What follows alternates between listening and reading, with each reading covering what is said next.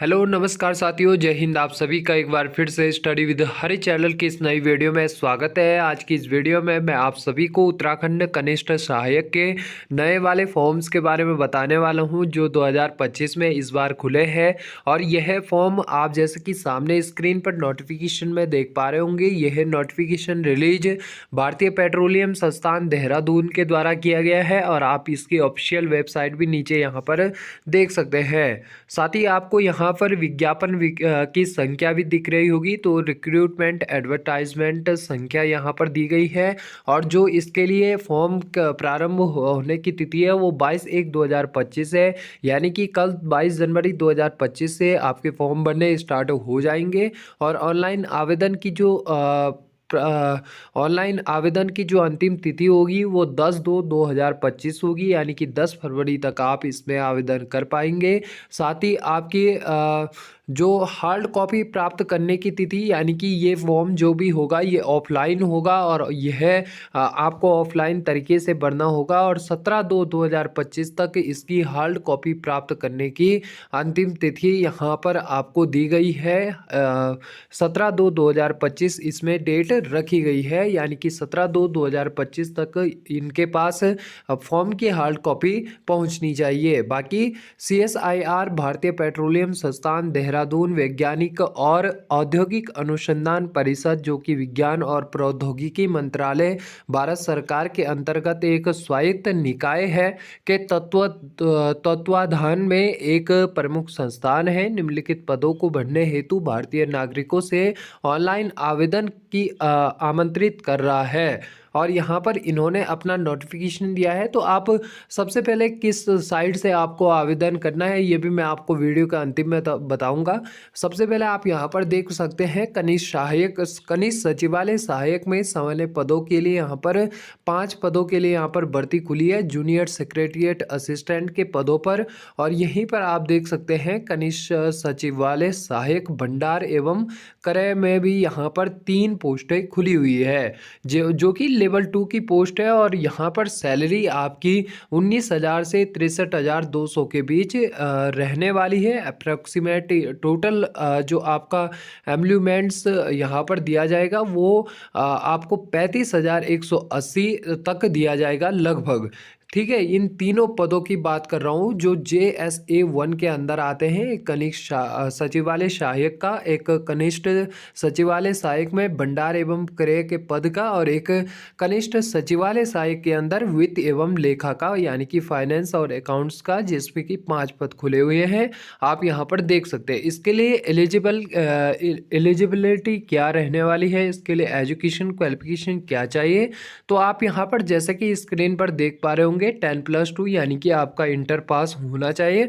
और इसके समकक्ष और कंप्यूटर टाइपिंग स्पीड आपकी 35 वर्ड पर मिनट के हिसाब से रहनी चाहिए, और हिंदी में 30 मिनट पर मिनट के हिसाब से रहनी चाहिए, यानी कि आपको कंप्यूटर टाइपिंग का भी अच्छा खासा ज्ञान की ज़रूरत है। और जो इसमें अधिकतम आयु रखी गई है वो 28 वर्ष है। आप 28 वर्ष और विभागीय उम्मीदवारों के लिए ऊपरी आयु सीमा में छूट है, परंतु वे न्यूनतम योग्यता रखते हों इसलिए। और बाकी आप देख पा रहे होंगे यहाँ पर लिखा गया है कार्य अपेक्षाएं, यानी कि क्या क्या आपको जॉब करनी है। तो उम्मीदवारों से सामान्य प्रशासन या भंडार एवं क्रय, वित्त एवं लेखा के कार्यों में सहायता प्रदान करने की अपेक्षा की जाती है, तथा इसके अतिरिक्त सक्षम प्राधिकारी द्वारा अन्य आधिकारिक कार्य भी सौंपे जा सकते हैं। यहाँ पर ये साफ साफ लिखा गया है। साथ ही आप STN के अंदर STN यानी कि स्टेनोग्राफर की यहाँ पर देख सकते हैं। तो स्टेनोग्राफर 1 के अंदर यहाँ पर कनिष्ठ आशुलिपिक के पद जारी किए गए हैं। 4 पदों पर ये भर्ती है और लेवल 4 की भर्ती है।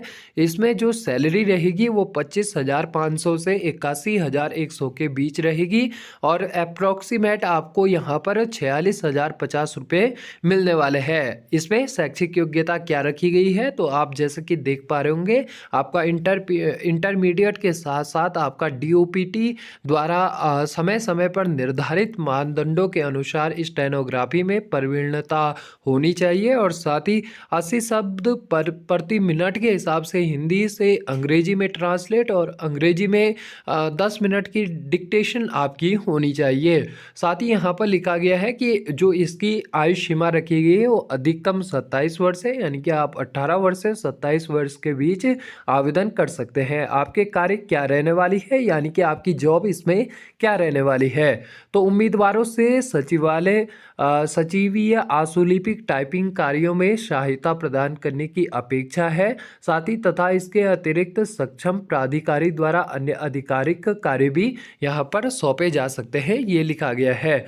अब किस तरीके से इसमें सिलेक्शन होगा, तो यहाँ पर आप देख पा रहे होंगे चयन का तरीका, मोड ऑफ सिलेक्शन क्या होगा यहाँ पर। तो कनिष्ठ सचिवालय सहायक भंडार एवं करिया और कनिष्ठ सचिवालय सहायक वित्त एवं लेखा के पदों हेतु चयन का जो तरीका होगा वो CSIR प्रशासनिक सेवा भर्ती एवं पदोन्नति नियम 2020 के अनुसार इन भर्ती पर 10+2 यानी कि 12वीं या इसके समकक्ष के न्यूनतम शैक्षिक योग्यता और DOPT द्वारा समय समय पर निर्धारित मानदंडों के अनुसार कंप्यूटर टाइपिंग स्पीड में प्रवीणता रखने वाले उम्मीदवारों में से समय समय पर आयोजित खुली प्रतियोगी लिखित परीक्षा के परिणाम के आधार पर की जाएगी। और साथ ही जबकि कंप्यूटर टाइपिंग स्पीड में प्रवीणता केवल अहर्ताकारी प्रकृति की होगी, यानी कि आप एलिजिबल इसके लिए तभी होंगे जब आपके पास अच्छी खासी कंप्यूटर टाइपिंग की दक्षता यहाँ पर रखी जाएगी। साथ ही कनिष्ठ आशुलिपिक के लिए भी यहाँ पर यही दिया गया है, आपका 12वीं पास के साथ साथ आपके पास स्टेनोग्राफी की अच्छी खासी प्रवीणता यहाँ पर होनी चाहिए। और जबकि स्टेनोग्राफी में प्रवीणता केवल अहर्तकारी प्रकृति की होगी। अंतिम मेरिट सूची आवेदकों के लिखित परीक्षा में प्रदर्शन के आधार पर इसको तैयार किया जाएगा और मेरिट सूची में केवल उम्मीदवार शामिल होंगे जिन्होंने स्टेनोग्राफी में दक्षता की प्रवीणता हासिल की होगी, ये यहाँ पर दिखाया गया है।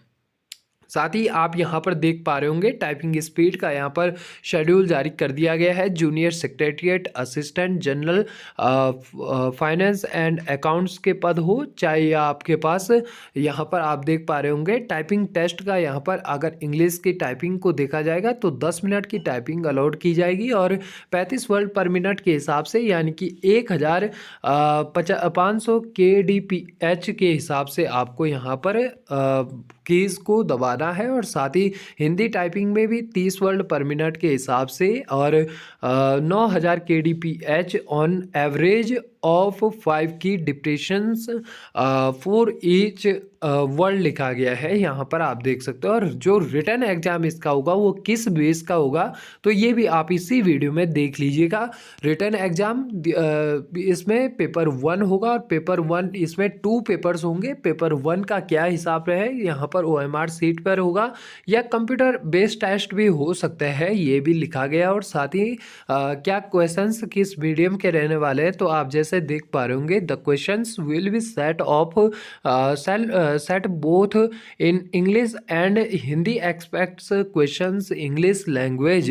यहाँ पर लिखा गया है कि इंग्लिश लैंग्वेज में आपको 2 तरीके के क्वेश्चंस पूछे जा सकते हैं। स्टैंडर्ड ऑफ एग्जाम्स आपका 12वीं लेवल का रहेगा और 200 नंबर का क्वेश्चन पेपर आपके पास आएगा, 2.5 घंटे का उसमें टाइमिंग दिया रहेगा। पेपर 1 में आपके 100 नंबर रहेंगे जिसमें मेंटल एबिलिटी टेस्ट यानी कि आपकी रीजनिंग के आपके पास क्वेश्चंस 200 होने वाले हैं और इसमें लिखा गया है कि इसमें नो नेगेटिव मार्किंग होगी। और साथ ही पेपर 2 में जनरल अवेयरनेस और इंग्लिश लैंग्वेज आएगी।